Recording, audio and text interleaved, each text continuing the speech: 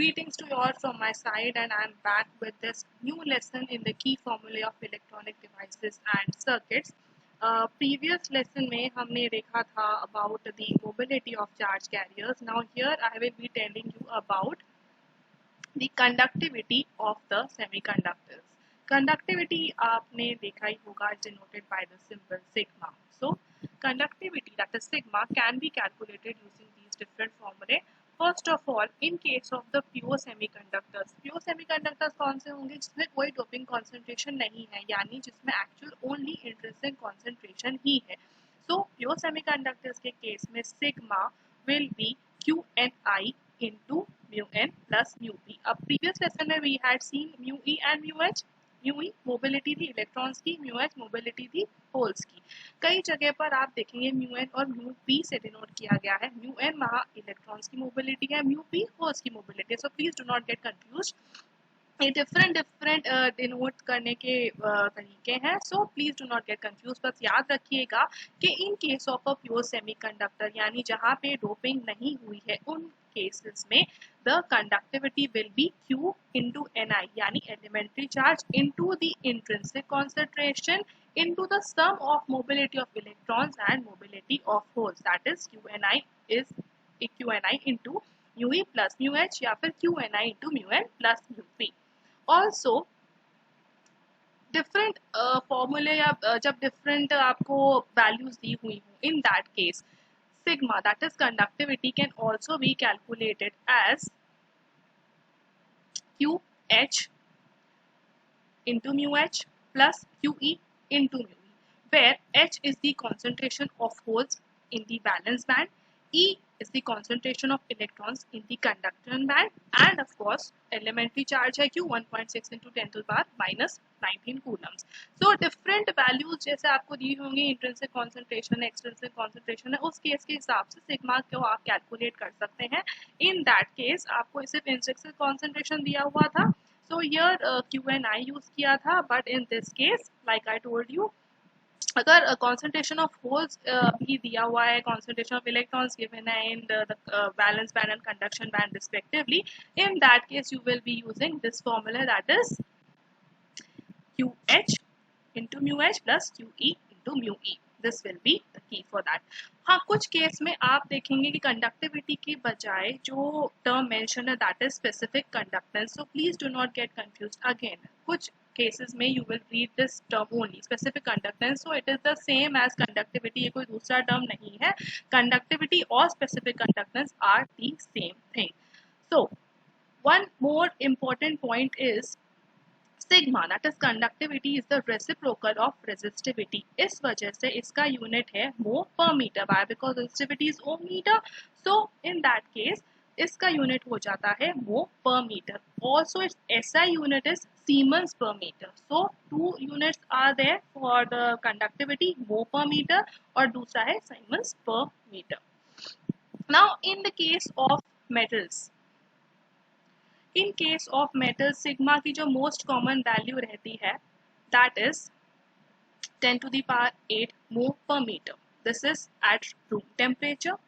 In case of semiconductors it is 10 to the power minus 2 mho per meter again, और insulators के case में it is generally 10 to the power minus 12 ranging to 10 to the power minus 16 mho per meter. So ये generally कुछ फॉर्मूले में या questions में you can easily use in case you remember.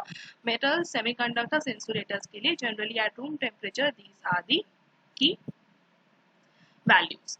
Also एक important point है in case of pure semiconductor, यानी जो अभी हमने देखा intrinsic semiconductor जिनको बोलते हैं, उस केस में conductance increase करता है with temperature. decrease नहीं, it increases. जैसे जैसे temperature बढ़ता जाएगा उनकी conductivity भी बढ़ती जाएगी.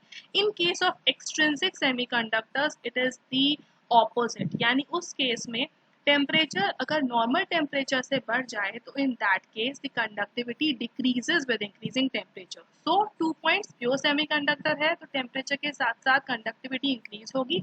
एक्सट्रिंसिक सेमीकंडक्टर है तो नॉर्मल टेम्परेचर के बियॉन्ड अगर टेम्परेचर बढ़ रहा है तो कंडक्टिविटी डिक्रीज होगी. ऑल्सो अब आते हैं हम in the next part, that is the extrinsic semiconductors, यहाँ पे डोपिंग कॉन्सेंट्रेशंस भी मैटर करेंगे. Why? Because these are the extrinsic semiconductors. यहाँ पर हमने एडिशनली डोपिंग की है. So in that case the conductivity now becomes q n d into mu e in case of the n type semiconductor, और q n a into mu h in case of the p type semiconductor. N type और p type semiconductors होते क्या है? Hope you all must be knowing that, because here मैं आपको एक revision, एक recap दे रही हूँ फॉर्मूले का. I am not going into the details of all this. So यहाँ पर donor concentration n type semiconductors में n d, p type semiconductors में एक्सेप्टर आयन कॉन्सेंट्रेशन होता है, वो डिनोट होगा एन ए से. सो बेसिकली एक्सट्रिंसिक सेमीकंडक्टर यानी जिसमें हमने डोपिंग की है, अगर एन टाइप सेमीकंडक्टर ऑब्वियसली वहां पे डोनर आयंस होंगे, तो कंडक्टिविटी में इंस्टेड ऑफ इंट्रिंसिक या एक्सट्रिंसिक कॉन्सेंट्रेशन आ जाएगा डोनर आयन का concentration. Hence formula will be q into n d into mu e, यानी again mobility into concentration into elementary charge. और पी टाइप सेमीकंडक्टर है तो एक्सेप्टर आयन होंगे, hence the conductivity becomes elementary charge into acceptor ion का concentration into the mobility of the holes.